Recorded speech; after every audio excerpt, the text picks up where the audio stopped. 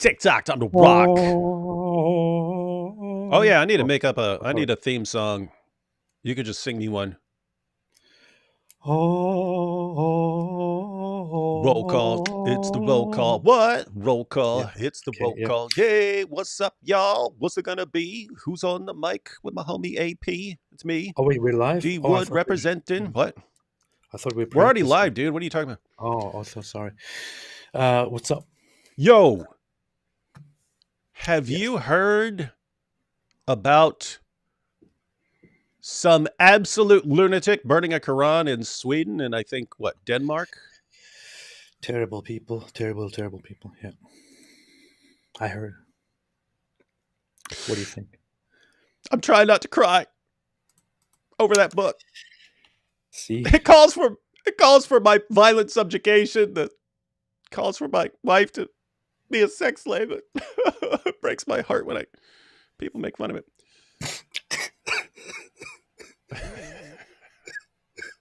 See, got to you too. Why? Why do you disrespect such a book? What has this book ever done to unbelievers besides, getting millions of them slaughtered in the name of Allah? Anyway. Yeah. So yeah, that's what's going on right now in Sweden and Denmark, and people are complaining. So yeah, that's what we want to talk about. Right? Yeah, I actually we don't even need to go too long tonight. I wanted to go through an article updating everyone, and this came out. It's actually it's the BBC, so a bunch of not the best sources all the time and so on, but yeah, it's a pretty decent discussion of the issues involved and the issues are pertaining to free speech and so on, and who the person is and so on. So just want to read through this. And then you just pointed out before we went live that there's actually more things going on right now. So we want to keep everyone updated. And my main concern here is, as we'll see, the issue of hypocrisy and why people don't realize the level of hypocrisy that's going on here because they have no idea what's in the Quran and so on. And so they just hear, oh, people are attacking the book of Muslims. And they think, it must be evil, horrible person. And so, yeah, we wanted to go through this because we've said before, matter of fact, you can give your perspective on this. I generally think that book burning is stupid. When I think of book burning, I think of like Nazis burning books saying, people should not have access to these books and so on. So for years, I eventually drew a cartoon of Muhammad, but I mean, for a long time, everyone is doing the Muhammad cartoons and stuff like that. I didn't touch it. I was like, I'm not interested in that. I'd rather interact with their arguments and ideas and so on. It just gets to the point where people are crossing lines and demanding that people be arrested and that laws be changed or that people be killed over something. And it gets to a point where it's like, no, now you have to do certain things when people are saying they're going to kill you over it. What are your thoughts on all this, like book burning and stuff? Then we'll go through an article. I think that is a terrible thing to burn books. You heard it here, folks. AP condemns Quran burning because it's a book. Yeah. I think there's absolutely no need to burn books. If you don't like a book, just donate it, give it to somebody else. Use it as toilet paper. Use it to, I don't know, roll cigarettes or other things. Do what you can do anything with a book instead of just burning it for no reason, right? Burning it for no reason is kind of I don't know. It's a waste and it's harmful. That said, I think it is a very legitimate form of protest to burn the Quran or to desecrate it otherwise in response to offenses caused by Islamists, by proponents of Islam, such as abusing disbelievers, abusing ex-Muslims, abusing critics of Islam, hurling all kinds of stuff at them, and then thinking that they are privileged in doing that and that the other side cannot respond. We have kind of established a tradition of of when we are insulted, when we are attacked in the most brutal ways, when they start attacking our families and saying like horrible stuff about us, we respond to it by desecrating the Quran or saying something about their prophet, and that then works. And I think I think it is a legitimate form of protest when it comes to the Quran, simply because the Quran has incredibly violent, hostile words about disbelievers, specifically about Christians, Jews, the polytheists, all those who reject it, to those who leave it, and so on. So if a book describes us again and again as lowest form of creation, as basically filth, as less than cattle, and so on. And then it also tells Muslims that they shall fight and subdue all the disbelievers. Why would I have any respect for it? And if then the Islamists come out today and repeat these things, why would I have any respect for it? And this is not comparable to burning books, which is what people often think of. People often think of the Nazi regime and how books were burned back then. And they're like, burning books is fascism. It's not okay. It's not the same thing. Not the same thing Mhm. at all. There, in that case, the burning of a book was done in order to suppress and get rid of the content of that book, to suppress it. It was like killing the people, forbidding their speech, and burning the book to make it go away. In our case, we are not doing that very same thing. We are just protesting something that we are not suppressing. On the contrary, I think everybody should read the Quran to see how horrible it is. Yeah, and there's to me there's something especially odd about someone like you. I mean, you've got people like Ali Dawa, not some random person. You know, we're not talking about some random person that no one's ever heard of saying something. You can find people from all over the world who say some really messed up things, but we're talking about like very popular da'is saying that as soon as they get to power, they're going to kill people like you. And of course, they're going to kill people like me as well for criticizing Muhammad and so on. So we're all under a death sentence here. And so it's like, hey, here's our book. And in the name of our book, we're going to kill all you guys as soon as we spread far enough. But you better respect it in the meantime. You better respect our book and our prophet and our failings in the meantime until we become strong enough to kill you. And that sounds so insanely ridiculous to me. And yet, it's the official position of lots of people and entire governments and the media and so on. It doesn't matter if they say they're going to kill you. Like it anyway, AP. You got to like it anyway. And so anyway, that's wild, wild stuff. Well, I was going to add something to that, but I forgot what I was about to say. You can So add something to this point here. RM says, why don't they understand that people will stop burning it if they just stop overreacting? No one's burning the Bible or Vedas because people couldn't care less. People do burn the Bibles, and, every once in a while it will make a news story. But yeah, generally no one cares. People will nobody. say, who's this person crying for attention at this Satanist conference here? That's how people respond. But I have to say, with the recent Quran burnings, um,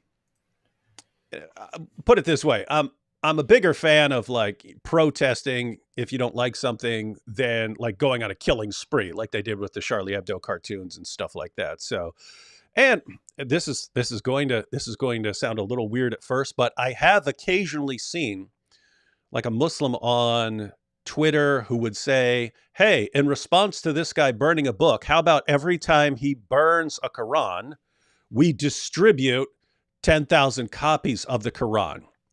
And as much as I dislike that book, I like the sort of thinking where I'm going to do something that's peaceful in response to your speech rather than throwing a violent tantrum or going on a killing spree or something like that. I like the way they're thinking about, something like that. Much, much, much better than, the Charlie Hebdo massacre and the Quran, the Muhammad cartoon massacres of the past. But yeah, so yes, with that said, some people burn Qurans because they want to show, hey, look, watch how this group flips out and overreacts when I do this. And then as soon as they do it, that group does indeed flip out and overreact. And then so it's like, oh, see, they did exactly what I said they would do. And this is kind of encouraging people to do it. So just keep in mind, everyone, there can be all kinds of reasons. You could be protesting. The guy we're about to look at here is an immigrant. He's a refugee from Iraq. So this guy came from ISIS land. I'm sure he has some reasons for really, really not liking the Quran. So there it seems like he came to a country where he has freedom of speech and he wants to show what he thinks of something that led to a lot of disaster in his home country. And there are people who are protesting, and there are people who would do it just for the sake of free speech. Like, you guys are trying to get laws changed and so on. I don't want to do that. And the only way to stop that is to take a stand. Yeah, people like me, if I were doing something like this, it would be along the lines of, hey, you guys are calling for legal changes in the West because this guy's doing it. If everyone was doing it, you'd be forced to get past it. And so I'm in favor of you getting past it. It's like we've got these clash of civilizations right now, and both, one side is standing up saying, hey, we believe in, rights to do this. And the other side saying, yeah, but you don't have a right to do that with the Quran. And it's like, someone has to back down here. Someone has to back down. And I would much rather the jihadis back down than Western nations back down, because they already do that way, way, way too much. Yeah, Western nations always have this tendency nowadays to be to make it all as comfortable as possible for everyone, and to be as respectful as possible, while still being accused of being very disrespectful. And we really don't need more of that. Yeah, we don't need any more of that. If there was a time to stand your ground, yes, this is a good thing to stand your ground on, ladies and gentlemen. This is a situation where you just have to say, I'm not giving you guys an inch on this one. You are not getting an inch. I'm not changing any laws to protect your book at all, period. It's never going to happen. Give it up. And I would probably escalate in reverse. Hey, if you guys get violent over this, if you guys get violent over that guy, that Iraqi immigrant burning a Quran, and you flip out and you can protest all you want, you can complain all you want. The moment you guys get violent, 1,000 people are going to jump up and do the exact same thing spread around the world. So don't do it. I'd be in favor of something like that. RM here says, I think the Iraqi did it to not get deported back. I mean, there are probably other ways to not get deported back. He seems to believe in what he's doing for some reason. But we'll go ahead and read BBC article about this. The most trusted name in journalism, Definitely. The BBC. All right, you ready to look into this? I was born ready. Let's do some improvisational comedy now. All right. So here we have, there's an article by, I guess that's a Swedish name. Anyone know that name? Ilgin no, Curly Dog. Curly Dog. That's a Turkish name. Oh, is it? Yeah, it's a Turkish name. Oh, wow. Okay. So I was trying to read it with anytime I see anything about Swedish, I can't help but think of the Swedish chef from the Muppets, but now I look stupid because it's a Turkish name. All right. It's a Swedish-Turkish person. They are everywhere. They just can't stay. Those Swedish Turkish people. Gosh. Yeah. Anyway. All right. So here we have a spate of Quran burnings in Sweden has badly affected the country's image abroad. Now think about this. How is a couple people doing something like that, like messes up your image around the world? It's interesting. Has affected the country's image abroad and led to a deterioration of the security situation at home. Security service SAPO has warned many Muslim-majority countries have expressed outrage. Last week, protesters set fire to Sweden's embassy in Iraq after learning police in Stockholm had given permission for more book burning. For Swedes, the issue has thrown up a major dilemma because its stake is a historic and fundamental right dating back to 1766. My goodness, that's before the U.S. even existed. Whoa. That's before the great country that AP moved to even existed. That's how. Yeah. Wow. Sweden has one of the world's strongest legal protections for freedom of expression, says Martin Schultz, professor at Stockholm University's Faculty of Law. The Nordic nation also scrapped its blasphemy laws in the 1970s, only to get them back now, apparently. Its constitution guarantees the right to freedom of expression on any subject, including expressions of opinion that question religious messages or that can be perceived as hurtful to the believer. But its center-right led government is now considering possible changes to the laws that have allowed the Quran burnings in Stockholm to take place. So they're considering they're considering changing their freedoms and their rights and their way of life and their laws because of the Quran. That is because police initially refused to allow 2 planned book burnings earlier this year due to the risk. What is this, man? Do they have editors here? Earlier this year, due to the risk of making Sweden a higher priority target for attacks. Come on, BBC, get an editor. I'll do it. I'll do it for free. They had cited the public law order or ordningslag. Ordningslag, yeah. Ordningslag. That sounds German. Ordningslag. Well, it Swedish is kind of, but it does sound a bit different though. It's I think it's Ordningslag or something like that. Yeah, Germans would be like ordningslag. Ordningslag. And Swedish would be like mork mork mork ordningslag. They would say Ordningslag or something like that. I don't know. I'm not sure. Maybe there's a Swedish person here. They had cited the public order law or ordningslag as justification for the ban. So police initially refused to allow. So they've initially said, no, you can't burn the Quran because that will make us a higher priority target. Ladies and gentlemen, that is called the heckler's veto. That, yes, you have free speech here, but if someone's going to get violent over it, then we have to shut down your speech. What that does is it tells people, okay, if you want to silence this person, just start threatening everyone, and then we'll shut them down for you. And then it's done in the name of public safety, not because you don't have the right to speak. It's because of public safety, and so it becomes a way to silence people. You don't want to go down that road. You got to protect your rights there. But then the courts overruled the police. That's good, arguing that the security risks did not have a sufficiently clear connection to the planned gatherings or their immediate surroundings to refuse permission. Under the law, gatherings can only be banned if they are a threat to public safety. When permission was given to an Iraqi Christian refugee last week, it was his second stunt in a month, although he stopped short of burning the Quran. So he didn't burn it. I saw him playing soccer or something with it. You remember that? Yeah. It was like he was short of burning. Whoa, okay. Yeah, that's interesting. So anyway, I guess, yeah, I've seen Quran burnings over there, but I guess those are from somewhere else. But I do, now that I think of it, I do recall this guy kicking. I think he was kicking the Quran around and using it like a soccer ball. Terrible, terrible people. Oh, imagine if a bunch of ex-Muslims played an actual soccer match with a ball of Quran. Balled up the Quran. hey, that gives me ideas. I will make a note of that. Yeah, see, guys, I am an unstoppable fire hose of awesome ideas. Make a big Quran ball and then play a soccer game. Hey, you know to be really good?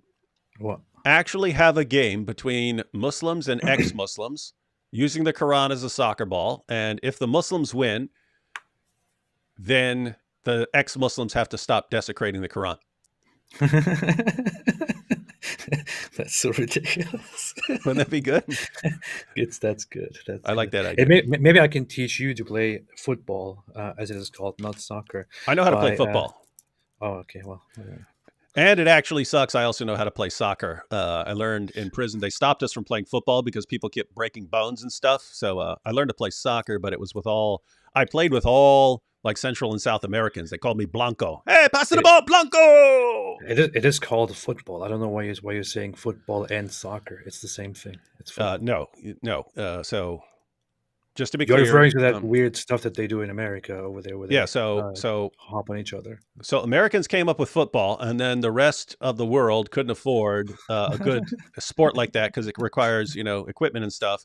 So they called their sport which was just it was originally played with a severed head of your enemies, but they Oh called yeah. it yeah, so it's soccer, but then they tried to get viewers who are watching football to come over and watch them, so they called it football. And guys, you can't just change the name of something to get people to watch. It's messed up. Yeah. Let's see. Critics have pointed out that Sweden does have a law prohibiting incitement against ethnic groups in place since 1949 in response to the Holocaust. Now, this is interesting. So they're thinking, maybe we can use a law on the books against incitement against ethnic groups to say, this is an incitement against Muslims, and therefore we can say that you're not allowed to do it. So that was a theory, but that's been apparently rejected because it says, but experts say the Quran burnings targeted a book instead of people or individuals. So this reading of the law was not appropriate in the context of banning the gatherings. Freedom of speech is part of our legal culture, Professor Schultz told the BBC. It's not just the law, but a fundamental value. But it comes at a cost. All right, here's where it doesn't matter how many times I look up the leader of your favorite country. Professor Schulz. No, Oh, you mean the other one? Turkey's Okay. leader. The Okay. Oh, court's that's where we are. decision to allow such protests, the court's decision to allow such protests infuriated Turkey's president. And what's weird is they'll do weird things like Erdogan is actually like Erdogan or something like this. So why don't you give us the official Turkish pronunciation where where not one letter in that entire name has any connection to how it sounds? It's Recep Tayyip Erdogan. That's See, right. I mean, notice if you're transliterating something, you should pick letters that actually correspond to the sounds that are being made. Yeah. Say that What the again. thing is, Recep Tayyip Erdogan. The Recep. thing It's is, like a J. yeah, Recep. Recep Uh, Tayyip. yeah, Tayyip Erdogan. Tayyip Erdogan. Okay, so Yeah, the Tayyip kind of they looks have like Tayyip, they have two G's in Turkish. One is a regular G, and the other is a G with a thing on top of it, and that but is just like neither one of those is the top G. yeah. So the regular G is just a G sound, and the one with the thing on top of it, which is supposed to be here in Erdogan's name, is this weird sound. Ugh.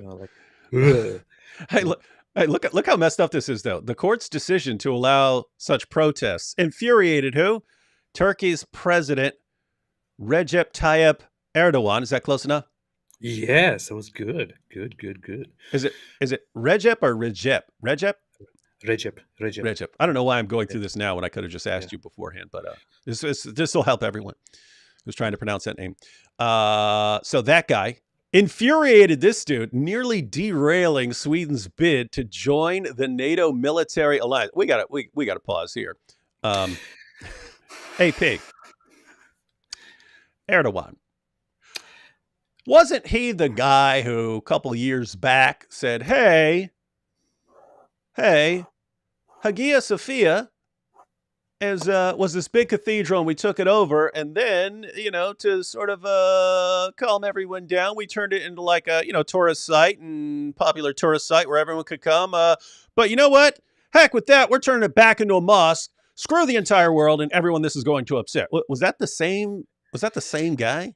Yeah, that's the same. The very, very same guy. The very same guy. Plus, I can give you more information on that guy. It's also that same guy who, in the past, over the last 2 decades, gave public speeches appealing to the public for votes, where he referred to different religious groups in very derogatory ways, said about Armenian Christians.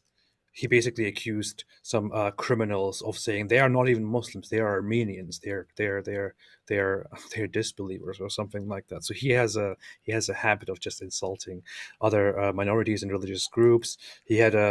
He called some terrorists that appeared and claimed to be Muslims. He said they are not even Muslims; they are atheists. They are Zoroastrians. They are not of us, and things like that. So he is not very respectful, and his party and his whole sentiment there is not very respectful. But of course, they stick to that amazing tradition which we have in our time everywhere, where the Muslims can say whatever they want about everybody, but if somebody says something about Islam or Muslims or the Quran, then it's completely unacceptable and must be dealt with. And this is just power play on his part. Turkey is part of NATO, and he thinks, "Oh, perfect opportunity to force them to be nice to us." That is what goes on here. Like, it's, what can I use to get control over these people's Yeah, behavior? Like, what can I use? Oh, Sweden wants to be part of NATO. Oh, okay. Well, I'm so enraged unless you change your laws about freedom of speech so that no one's allowed to insult the Quran or burn the Quran or do anything like that. Uh, Weird question here. Have you ever seen Erdogan in person? no, No. I Why always would you? thought if I saw him in person, no. Anyway, I'd tell him. I'd throw my shoe at him. I'd throw my shoe. he is. I mean, he is. I'm still a Turkish citizen partially. I have a dual citizenship, American and Turkish citizenship. You can't go back Anything there. that I say against Erdogan is there is no free speech in Turkey. I currently have two court cases, two investigations going on against me simply because I said some completely normal things about Islam, and he has sued thousands of people over the last years for insulting him, insulting the president.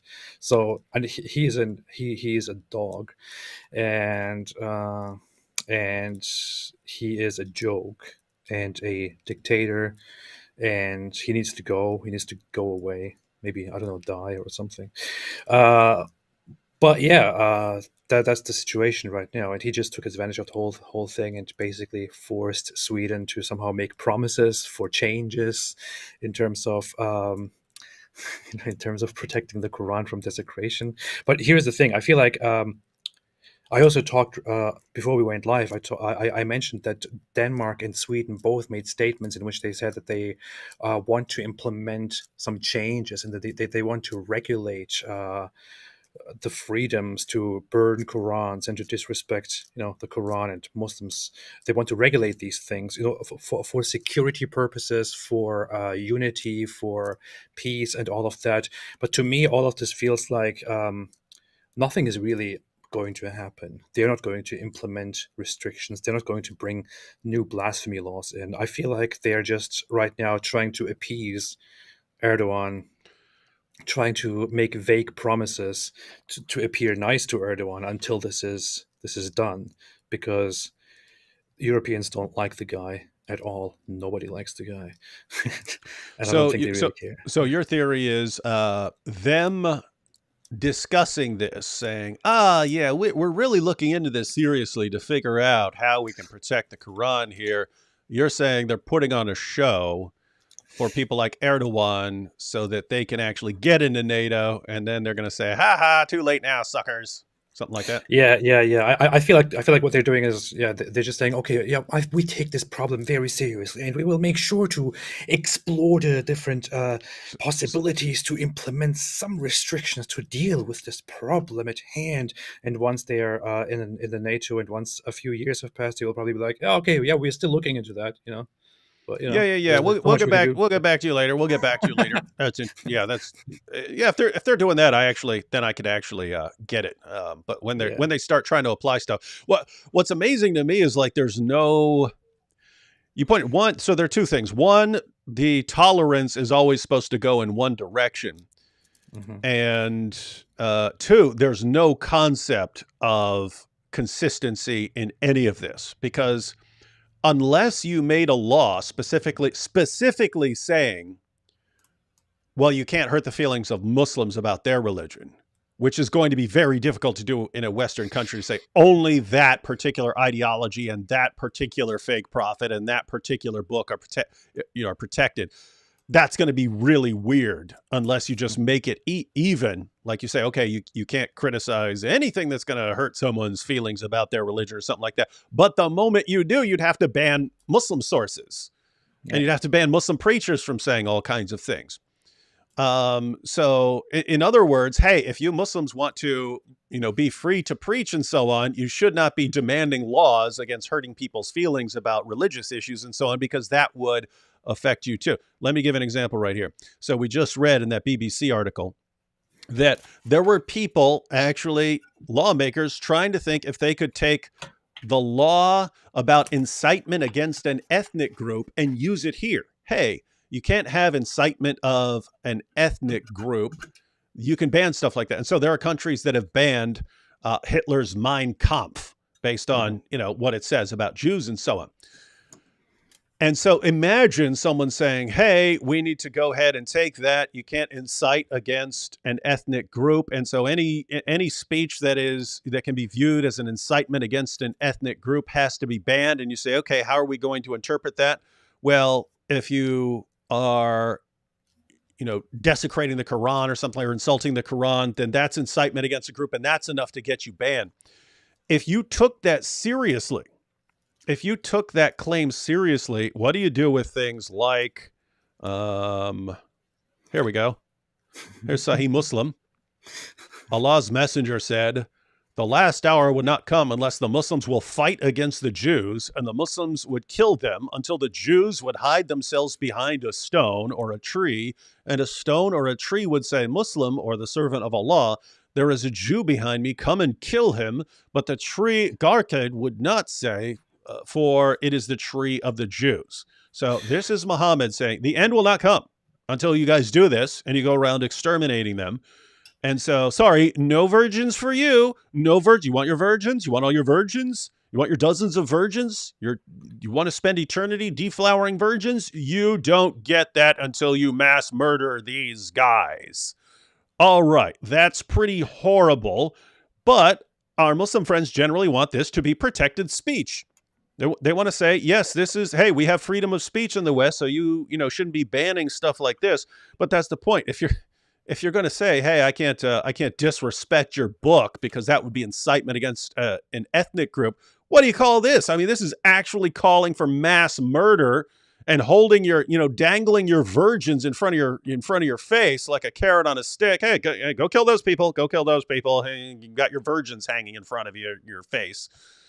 That's wild stuff, isn't it? Like, You know what? You know what's interesting? I read Mein Kampf very long time ago, um, and I'm not entirely sure if anybody wants to correct me on this, but I feel like I think there is nothing in that book that is as terrible as that hadith which you just read out. So that hadith is, I think, as far as I remember, significantly worse in terms of explicit language, explicit description of eradication, of massacre, of violence. And Hitler said a lot of stuff in Mein Kampf where he also plays with the thought of getting rid of the Jews, or getting rid of the international Jewry and stuff like that, and basically accusing them of having complete control over Germany and stuff like that. But it never actually. I think it never actually incites or says that the solution is to go and kill them all, or that this will eventually happen. But the Hadith do that.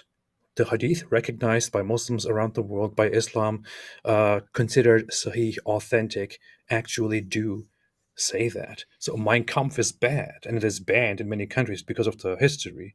But you have this, which says something even worse. and it seems like it's on the. It seems like it's on the rise, right? Has it Yeah, seemed that way yeah. to you? Like now, I can't go anywhere without running into like a Sneeko fan or what's that other guy's name? Nick Fuentes. Oh yeah. We gotta deal with these Jews and so on. So, think about it. It's like, okay, this guy is playing soccer with a Quran. Who's he really? What? How much violence is he actually inside? Are people going to go, he kicked a Quran, so let's go out and kill all these guys? No, he would, if anything, he would be on the receiving end of the violence. So this isn't him inciting violence against anyone else. People will use it to incite violence against him. But it's just insane to me to say, here's our book. Our prophet calls for Jews to be massacred so that we can get our virgins. That's fine. You guys should respect that. Not only should you respect it, if anyone criticizes it, you have to make laws against that person criticizing and insulting our prophet for saying these kinds of things. And it's like that you can't come up with any sort of consistent basis to make that work that would not also ban Muslim sources. Yeah. And so the only solution for these guys is just Sharia, which is complete double standards. It's we get to do whatever Yeah. we want, and we get to say whatever we want about your religion, your ideologies, and we get to say whatever we want about Jews and Christians and polytheists and everyone else. We get to say all these things, and ex-Muslims, we get to call for their death. And you have to, but Alhamdulillah. all you can do in return is keep your mouth shut and respect it. You know what's very funny? Mein Kampf Well, literally I don't find it translates funny, AP. I don't find this funny. I don't see something for you to laugh at here. Okay, I go think ahead. it's hilarious. Mein Kampf means Who's the it means real my psychopath here, ladies and gentlemen? Who's the real psychopath? Okay, go ahead. So Mein Kampf means my fight or my struggle, and they often say jihad means struggle. So Mhm. you could basically translate that as my jihad. It could be. It makes perfect sense. That's this was a while back, so maybe 8 or 10 years ago. They had the My Jihad campaign in America, where they Yeah, started yeah, putting all these signs up. I have to go to the gym after dropping my kids off at school. That's my jihad. What's yours? And so they're making it sound like jihad is just any kind of struggle. But you can do that with Germans. yeah. So hey, I have to drop my kids off after I have to drop my kids off and go hit the gym. That's Mein Kampf. What's Mein yours? Kampf. Das ist mein Kampf. Makes sense. That makes perfect sense. No, I saw Norm Macdonald say that. He said all these years he heard about what an awesome orator Hitler was to persuade so many people. So he's like, wow, I had to listen to this guy. So I pull up a speech by him, and it's all like, what? What is this? Well, I have to give him something. When I was in my youth, I listened to a lot of Hitler speeches. That explains a lot. Just to understand, and Explains the feel psychopath and how you can just laugh at all the suffering yeah. we're talking I about. feel like I got desensitized, but no, that the guy did indeed have a very. I mean, we say about Andrew Tate. I recently said the guy is a complete. I don't know. He's a sex trafficker. He's terrible. Hitler's significantly more terrible, but he really had a way of speaking to the public, appealing to people's emotions, and winning them over. He really did master that, and that's the problem. That's the problem. That's why you have to be careful when you trust people who just seem to be very convincing, very good storytellers, very good manipulators, very good at appealing to your emotions, because you don't know what comes from that. Yeah, one of my German professors back in the day said that early on, before he rose to power, but on his way to rising to power, he used to go around to like German pubs and things like that, and go in there, have some beers with the guys, start singing songs, patriotic songs of the German people, sing those for a while, get everyone with a bunch of beers in them, and everyone, and super loving their nation and so on. And then bam, give his speech on how he's the one who's going to fix all the problems that are holding Germany back and work like a champ. He was top G. The original top G, top H.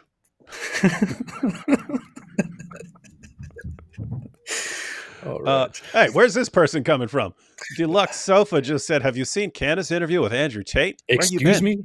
We just did a live stream on that last night. Are you living under a rock? I got blocked by Candace Owens today because of all of that. Yeah.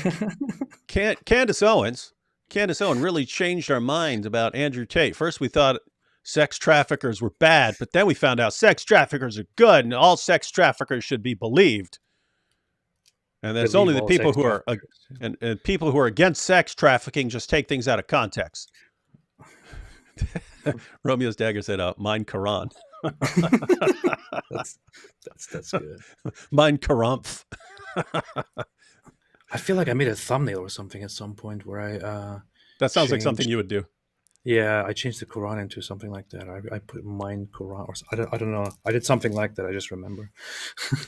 All right. So this is let's look at one more example of the book you are not allowed to disrespect because it will hurt people's Dis. feelings.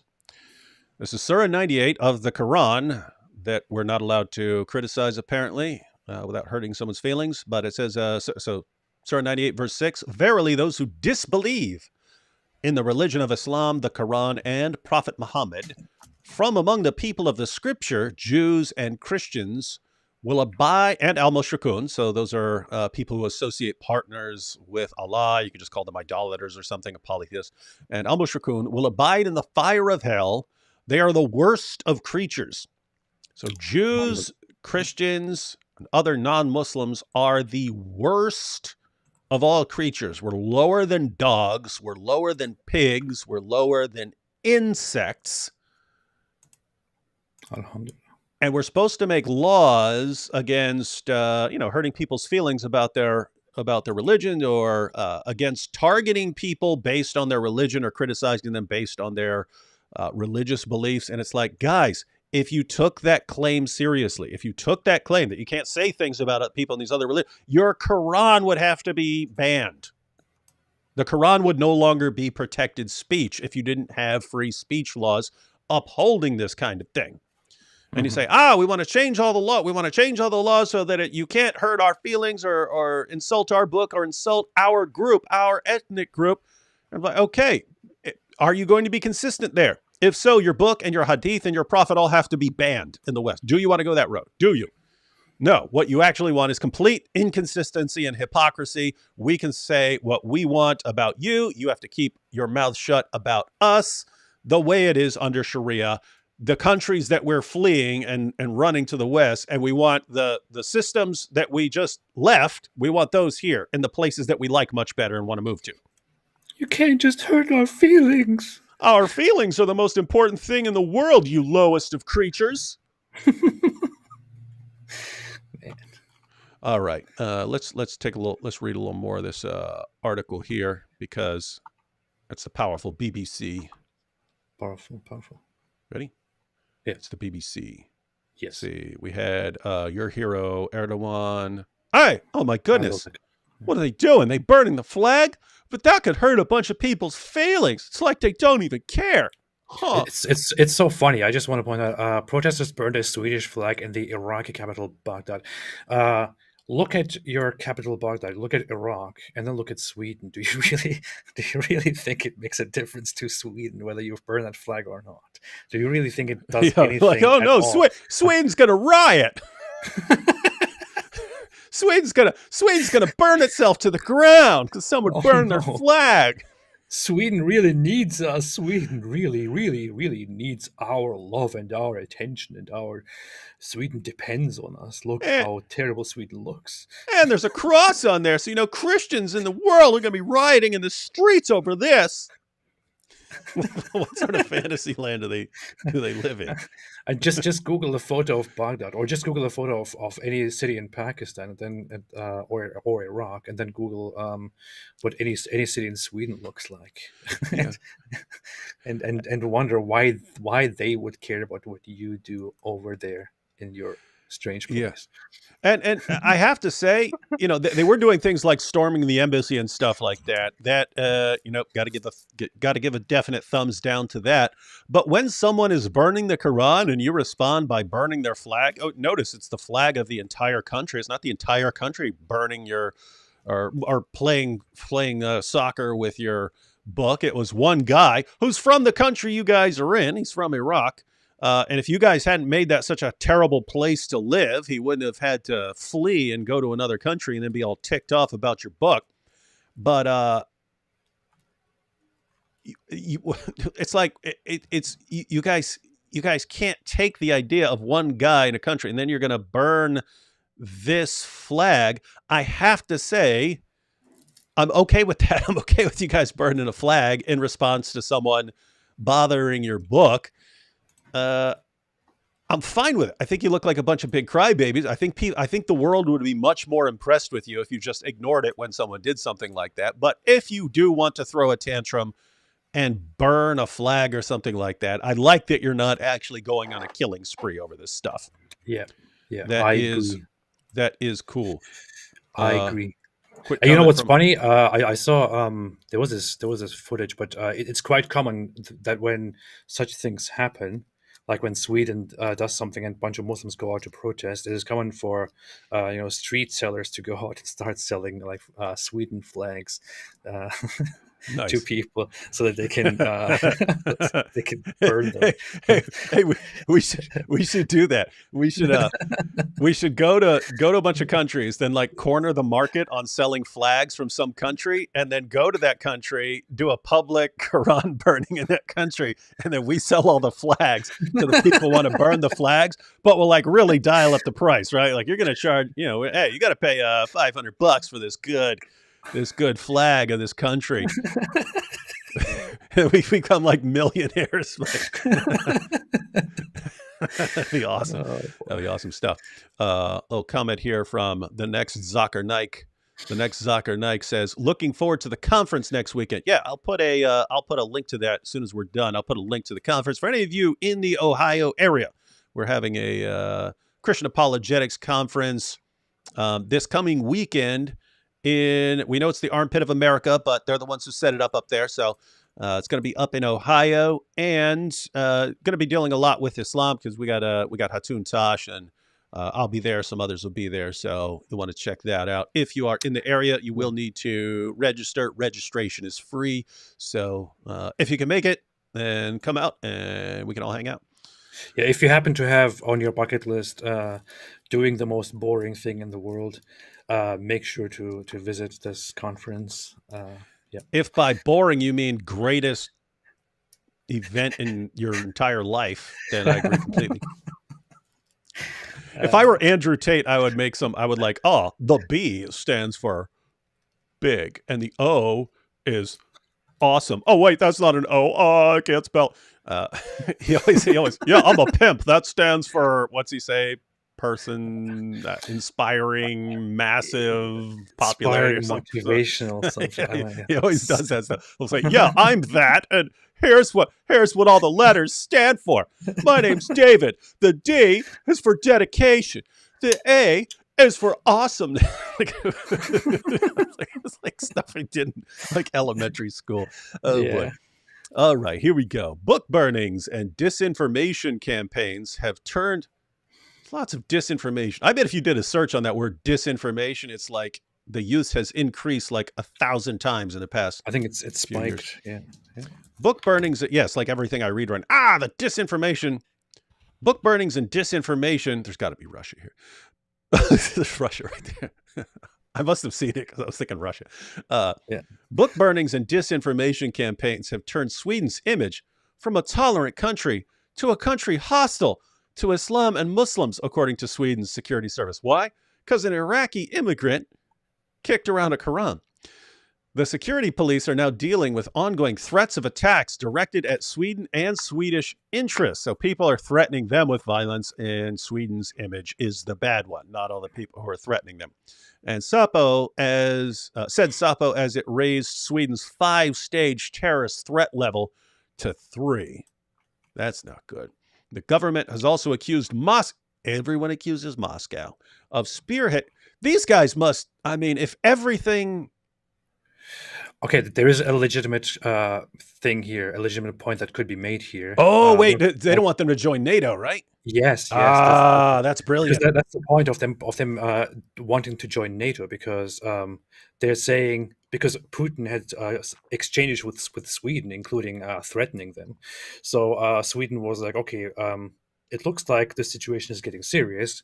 We better join NATO as soon as possible. And of course, Russia wants to prevent that, and Smart. is against. So here it actually makes sense. So in this case, it actually makes sense that there could be such a thing behind that. Yeah, because people are pulling the Russian disinformation. Like anytime you want to accuse your opponent of anything, you say, well, he said this about me, but that's just Russian disinformation. Like everyone does it. And so it's to the point where I'm like, come on, shut up. But I was like, oh, okay, here it makes sense. Yeah. Because I mean, like, as much stuff as gets blamed on Russian disinformation, they must have like just millions of people sitting around doing nothing but sitting at their computers sending out this misinformation. That's what But they do. this Yeah, makes that's what sense. they We do. see, among other things, that Russian players are active in spreading the incorrect claim that Sweden as a state would be behind the desecration of various scriptures, said Prime Minister Ulf Kristersson. That is, of course, completely incorrect, AP. Sapo Yeah. said the fake news campaigns also claim Sweden has greenlit attacks on Muslim. Oh, look at this. So these are the Russian campaigns. Fake news campaigns claimed Sweden had greenlit attacks on Muslims and the kidnapping of Muslim children by social services. So, an Iraqi immigrant kicks around a Quran, and then people are getting their messages. They're kidnapping Muslim children. Interesting. Yeah. Yeah. Yeah. Sweden's liberal laws on freedom of expression have not come under this kind of scrutiny since the late Swedish visual artist Lars Vilks sketched the Prophet Muhammad with a dog's body in 2007. He did a couple of those pictures, and what's crazy is they were just like they weren't even good. I think I could do better. And he's an actual artist. But you remember when he died? He was like 75 years old and died in a car crash, and all the keyboard jihadis. You Punishment see, from Allah. Allah got him when he was 75 years old. Yeah. Made Yeah. cartoons for years, but then Allah got him when he was an old man in a traffic accident. You see, it's the power of Allah. Like, great, take me out when I'm 75. That'd be awesome. Yeah. Yeah. Vilks' sketch prompted a series of violent attacks on his home in Sweden. I remember that. He had a panic room, but yeah, a guy axed his way into the house on his home in Sweden, and then in neighboring Denmark in 2014. It was a Danish-Swedish far-right activist called, I've heard of this guy, Rasmus Paludan. He's the one who's been doing the Quran burnings. You know this guy? You heard of this guy? Yeah. Yeah. Yes. Yes. What do you think? Is he trying to get attention? Is he trying to make a point? You know anything about him? I just know him from seeing Quran burnings and stuff like that. I don't know I much don't about him know. beyond that. I don't know much about him. I know that he's associated with with what is called a far right ideology and party, and I don't know enough about him. I looked into him very briefly, but it was like the extreme end of opposing Muslims and immigration altogether, where I would kind of be cautious and not join. And I think he does have ties to some foreign governments, which is why the whole thing was kind of a lot of speculation about geopolitics came into the discussion. Yeah, so I'm always interested in people's reasoning and what it's attached to because, again, not crazy about the idea of book burning, but I get it in certain circumstances. I'm totally for people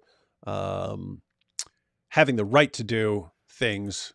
But as far as like specific people doing it, because you could be doing it just to cause problems. You could be doing it as a form of protest and so on.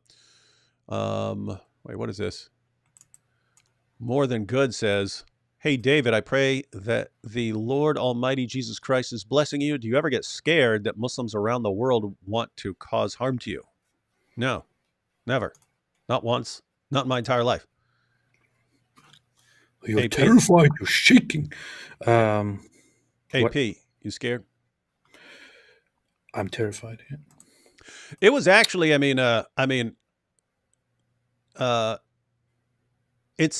it seemed much more likely that someone would have. I wasn't scared back then either, but it seemed much more likely that I was going to get killed way back in the day when there was only a couple of us dealing with Islam, and so and I was kind of the biggest one on YouTube, so I was getting threats all the time. And getting piles and piles of threats. And you think, okay, well, if you were actually going to do something, you wouldn't be blabbing about it here and sending me messages. You just do it. But it was so many threats that it was like, okay, if even 1% of these guys is serious, then that's still a lot of people who are saying they're going to kill me Yeah. and who would Yeah. take it seriously. But they didn't get the dizzle. And now it's just, there's too many people, man. There's too many people. You can't kill us all. And if you did say, we're going to get the Apostate Prophet and that'll teach everyone, do you have any clue how much more of the stuff you don't like is going to happen if you actually go out and kill, YouTuber like AP Yeah. or any of these guys, If you any of come the and kill ex-Muslims. me, it will just make things worse for your religion. So, yeah. I can't win. You either let AP talk trash, for the rest of your life, or you do something to him and then it spreads even faster. Yeah. Yeah. Let's see. Unlike Sweden, Denmark does not require permission to gather. So if you want to have a gathering and do like a Quran desecration in Sweden, you have to actually go to the government and say, hey, well, I want to do this. And then they have to give you permission. Looks like in Denmark, you could just go do it. So that's interesting. That's nice. We're That's learning. neat. And that's how it is in the U.S. There are certain circumstances where, if it's a certain area or something like that, like if you wanted to go down a street or something, you're going to have to get a permit, or it could be that situation in like a park or something like that. But in general, you don't need permission to go take a Quran and go mess up a Quran if you want. Yeah. Yeah. Let's see. Only this week, a far-right group called Danish Patriots, I guess that's that dude's group, that Rasmus dude. Danish Patriots? Sounds like Yeah. Danish Patriots burned the Quran outside the Iraqi embassy in Copenhagen. Anger spilled over this week at the United Nations, where several European countries argued that that burning holy books was offensive and disrespectful, but not against international law. Okay, that's interesting. So these are European countries, and they said, yes, it is offensive, it is disrespectful, but it's not against the law, not against international law. So too bad, we can't do anything about it. I think these guys are different people. Danish Patriots might be different from the guy from Paludan. Oh, from Paludan? Okay, yeah. Yeah. What's interesting if they have multiple independent Quran desecration groups and organizations. That's interesting, isn't it? I don't think of Denmark as particularly like volatile or anything. But Well, the thing is, these groups and the parties that these guys represent have like little to no support. They're getting less than 1% of the votes in the country and have pretty much no support. And I think they are Paludan's party. I think is an identitarian, very nationalist or ultra nationalist anti-immigration group. That's like a very unpopular ideology. And I don't know about these Danish patriots, but it sounds similar. Not sure. Turkey called. Hey, here's Turkey again. Turkey called on the international community. Makes me hungry. Look at this. Turkey called on the international community and said, "Gobble gobble." That was dumb. Turkey called on the international community to take action against such hate crimes that offend billions of Muslims. Now notice it's a hate crime. So burning the Quran is a hate crime. What about Muhammad stabbing the eyes out of the idols of the polytheists, which he did? It's religious freedom.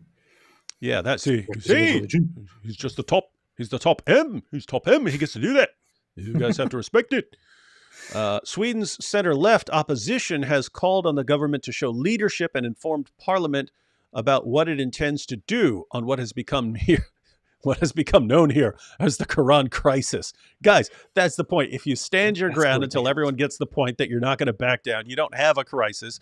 How is a guy saying, I'm kicking this Quran around, a national crisis? And this issue for like the Hitler. It's like this is all the stuff going on in the world in the United Nations. Oh, what are we going to do about this Quran thing? Erdogan says we have to do it. Somebody burned the Quran. This is literally like Hitler rising to power and Nazis taking over. It's the worst thing that's ever happened in the history of the universe. Swedes have traditionally viewed themselves as respectful towards minorities. Well, they just said it's billions of people. How much of a minority are they? Swedes have traditionally viewed themselves as respectful towards minorities, and the international outcry has clearly had an effect on public opinion at home. A poll by public broadcaster SVT suggests a majority of Swedes, This is creepy. 53% are Sweet. against the burnings of holy books such as the Quran and the Bible, while 34% said they should be allowed and 13% were indecisive. I wonder if the poll was actually clearer than this, because if you say, hey, are you Yeah, yeah. against the burning of holy books? Lots of people will say, yeah, that's stupid. Why would you want to burn holy books? But if you're saying, hey, should there be laws where people are punished if they do something against a holy book or something like that, then that would be a different story. But they are saying, like, the 34% said they should be allowed, which sounds like the other group saying they shouldn't be allowed. But I'd be interested in just how clear this poll was, because I Yeah, mean, this is very very unclear. We have no idea what it actually says. yeah, because if a majority of Swedes said they want laws punishing people, sending people to jail, or even, I mean, even fining people or something like that for desecrating people's books, that sounds like you guys don't have a very good view of Behead them. freedom of expression, Yeah, heading in the direction of Sharia. yeah, yeah, 13% were indecisive, but the foreign ministry's condemnation, why is the foreign ministry condemning? The foreign ministry's condemnation of the Quran burnings as Islamophobic has prompted a defense of freedom of speech. Why would this guy who just came from ISIS territory have a problem with Islam? This guy's an Islamophobe. It's like he saw something when he was there. It's like when ISIS overran the country, this guy saw something that he didn't like.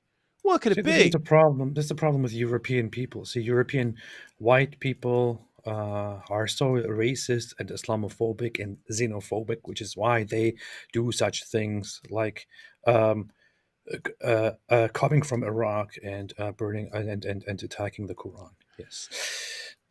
If this guy's smart, he'll come out and say, why are you condemning me, an immigrant? I would totally do that. I'll say, I'm just coming here and expressing my free speech in your great country, and you all attack me just because I'm an immigrant. Yeah, that is a legitimate objection to make. I know an Arab Christian pastor who moved to the U.S. here, and he goes outside mosques and like preaches the gospel there. And he said a Muslim was coming out of the mosque and started saying, "What about all your pedophile priests? What about all the pedophile priests in Christianity?" He goes, if you got a problem with that, let me show you what's in the hadith. And he said he went to his van, he had Sahih al-Bukhari, and he comes back and he shows him passage about Muhammad and Aisha. And so he says, hey, what if you got a problem with pedophiles? What about your prophet? The guy punched him right in the face and busted his lip. So here's what's hilarious. He like went to the cops, and the cops wouldn't do anything about it. And then he went to the he went to the American Civil Liberties Union and complained that the police refused to act. But he walked in there and he goes, "Hi, as you can see, I'm an Arab. I was standing in front of the mosque reading from the hadith when a man came up and punched me." let me pause this, right? We'll finish that article, then we'll be out. So he tells the cops this guy punched him in the face. Cops don't do anything. He goes to the ACLU. It says, as you can see, I'm an Arab. I was standing out in front of a mosque, and I was reading from the hadith, and a man came up and punched me in my face. I went to police, and they won't do anything. Said the ACLU is like, what? They're not protecting you? Oh my goodness, we're going to get to the bottom of this. And they go and they do their little investigation. They find out he's an Arab Christian. Yeah. Find out he's an Arab Christian, and that it was a Muslim who punched him in the face. And he said all of a sudden they weren't interested. It's awesome stuff. What is this? Vita Mortis said, Koranagami, does that exist? Oh, it exists. There's some around me right now. It's the greatest. All right, back. Let's go ahead and finish this up here. Okay, so the foreign ministry's condemnation of the Quran burnings as Islamophobic has prompted a defense of freedom of speech. Imagine that. Imagine people actually defending that one. Wow. Some commentators felt the reaction was exceptionally and extremely inappropriate. I would say that too. Yeah. If you, I mean, my goodness, I'm trying to figure out on what consistent basis could you say that this guy has the mental health problem of Islamophobia based on what he did there that wouldn't immediately cause you to simultaneously condemn a lot of Dawa guys for the things they say and do. Some commentators felt their reaction was exceptionally extremely inappropriate. A group of Swedish authors called on the nation to not reintroduce blasphemy laws. You imagine even having this discussion? Hey, should we reintroduce blasphemy laws here in Sweden? Because a bunch of guys are complaining and that guy in Turkey's gobbling all over the place. To be fair, it's better than those clerics in Pakistan saying, "What should we do? Should we burn the cities down? We need to burn cities to the ground to stop this. What are we going to do?" Crying their eyeballs out on stage. A religion was not a person and should tolerate criticism, they argued. And notice, dehumanizing the religion.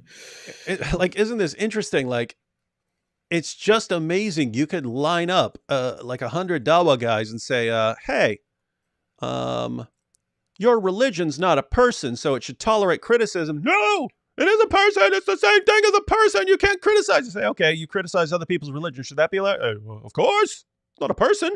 A religion's not a person. Like, everything is like double standard. Yeah. Though that was quite distinct from offending and mocking worshippers.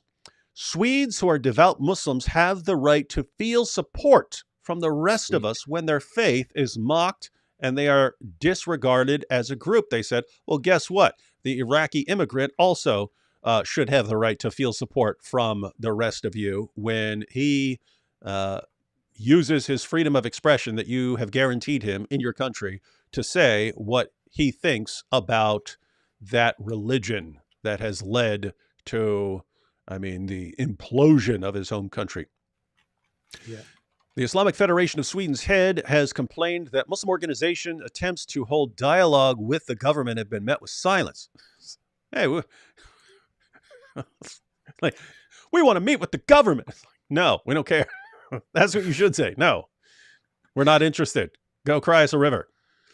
You have to respond to all this with something concrete. Really? Do we? Do they have to respond, or can they just say, "Hey, grow up, live with it. You're not in Saudi Arabia anymore. You're not in Pakistan. Send a signal to the world that we take this seriously and will solve it," said Mahmoud Khalfi. No, you don't want to send a message. If AP is right, then you want to send a message to Turkey so you can get into NATO or something like that. But you don't want to send a message to the world that every time someone flips out over a book, the whole government's going to spring into action and the entire United Nations is going to crack down. Like, you want people to understand, hey, this is something you need to deal with. If you don't like it, there are other places in the world, so stop whining. Yeah. And for now, Sweden is doing its best to explain that it is individuals, not the state, who are whipping up this crisis. That's true. The government has contacted Iran, Iraq, Algeria, and Lebanon, trying to explain the complexity of Sweden's laws on freedom of expression. How hard is that? Here's the law. It says he can do this. If you want a different law, show us how it's going to be consistent. That's what I would say. If you want a different law, show us how it will be applied consistently. And show us why we should not, if we start banning speech, why we should not ban your book and your religion and your prophet in this country if you want us to start banning stuff. And in the words of Foreign Minister Tobias Billström, there are no quick fixes. So it's the Quran crisis in Sweden, AP. And that's kind of the reason that, some people who don't like burning books, don't like the idea of burning books, and have no interest in doing that, saying that something like this, one guy doing something, can create a national and international crisis, doesn't necessarily make people say, oh, we don't want to do this. We definitely don't want to do this, and we need to make laws. It's more like, no, a bunch of people need to go ahead and do this so we can get it over with. Like, get it over with. Let them throw a bunch of tantrums. Every time people, burn an embassy or something to the ground, or if they get violent, we dial it up even more until they learn this isn't getting them what they want. And then eventually they can get to a place where when someone does something they don't like, they ignore it, and then problem solved. But notice if the situation it keeps becoming, oh, one guy here is doing it, that allows people to put massive pressure on that one country, that one person. They can actually be successful. If a bunch of people do it in every country, then you would stop seeing the complaints very, very quickly. They'd throw a big tantrum, and they would see it didn't work, and then there'd be nothing they could do, and then they'd stop raising a fuss about it because it'd be pointless.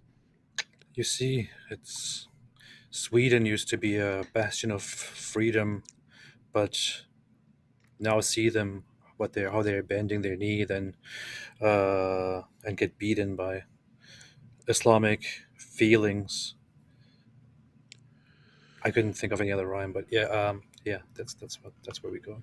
The whole feelings thing is what's amazing. The feelings of so many people. I mean, Feeling. you're talking to two people. You're talking to two people right now who are both under death sentences, and AP has to deal with finding out.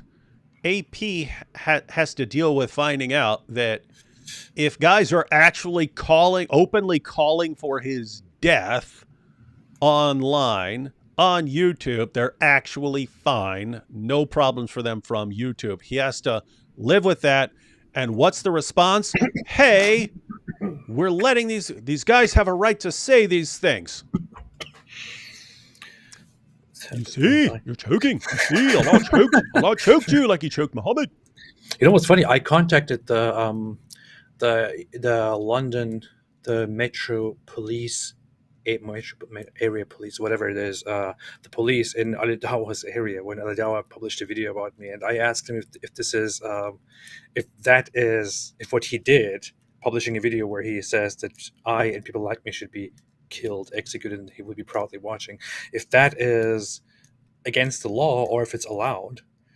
And I said, because it looks like it contradicts with your laws on incitement and promotion of terrorism and stuff like that. And so the officer in question told me that it seems like it is part of a passionate discussion where this Muslim guy is Just being expressing passionate his when he says they're going to kill you. passionate religious feelings he's expressing. That's why it is, nothing can be done because it's just passionate. Yeah. Notice those are the same police who sat by for years as these groomers, these Pakistani grooming gangs were grooming, gang raping, pimping, drugging 12-year-old, 13-year-old girls for decades. No one would lift a finger because of that same attitude right there. Two sets of rules here. And that's what the Dawa guys want. They want two sets of rules. And so that's really the battle that's going on in the world right now between the Muslim world and pretty much everywhere else. It's people wanting this two-tiered system and people who don't want it. And so Sweden's now in the mix. It's not very sweet. It's not very... I was trying to think of a Swedish food. See, my grandma was Norwegian. She used to. I'm assuming they ate the same stuff, but my grandma was Norwegian. She used to make these cookies for Christmas that were like these long twisted things. And it tasted like chewy dirt with some sugar in it, like the most disgusting thing.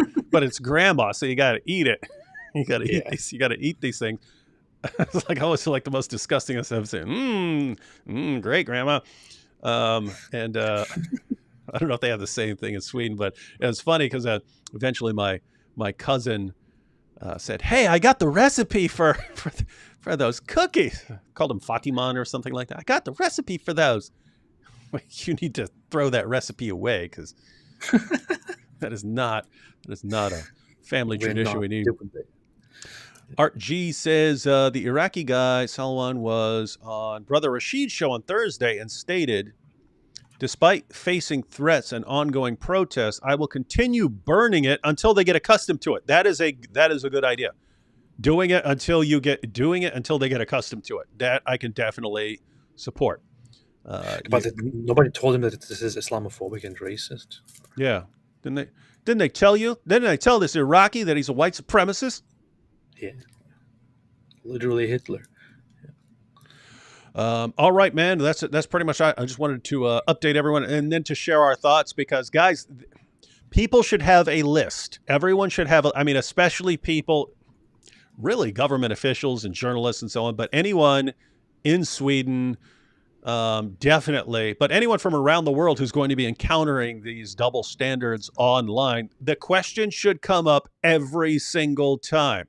You can't do that because that hurts our feelings. Okay, what about these verses? Fight those who do not believe in Allah. What about that? Is that okay? Should that be protected speech? Oh, you can't say this because it hurts the feelings of Muslims. Okay, what about calling Jews and Christians the worst of creatures? What should that be protected speech or should that be banned as well? Be consistent. Are you saying that sort of speech should be protected?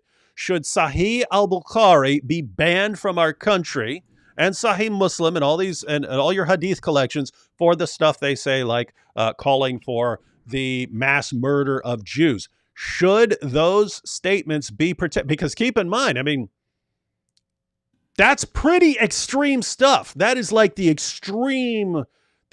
most extreme stuff that would be protected speech in the West. If you're saying, hey, we shouldn't let people kick a Quran, that's a deal breaker there, then fine. The stuff in your books is way worse and way more offensive. So what is the actual law that you want written on the books? Give us the wording of the law, and then explain to us how this shouldn't cause your books and so on to be banned. Explain that to us. That should come up every time instead of, these nations, oh, what are we going to do? Oh, no. Okay, we're sorry. Oh, yeah, it's Islamophobic. Just stop it. Hey, if you're calling this hate speech, what is that? What do you call that? And everyone should, speech. Yeah, part of it is just informing everyone what's in there so people know about it so that when this comes up, they have a response. Anyway, that's what we're trying to do. Any final closing thoughts here, AP? I think the whole situation is very sweet, and I hope Sweden stays consistent and treats this sweetly. And I don't know. I just want people to be sweet and to do whatever they want. I want a sweeter world for all of us, and also a Danish one, which just doesn't sound nice. I'd like a Danish. Yeah. Yeah. And I can say one thing in Swedish. That's wait, how does it go? Jag har en bra dag, or something like that. So I probably butchered it completely, but I think it means I'm having a good day.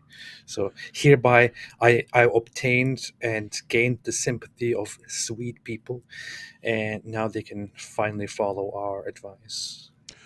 I can say in Swedish, Crunchy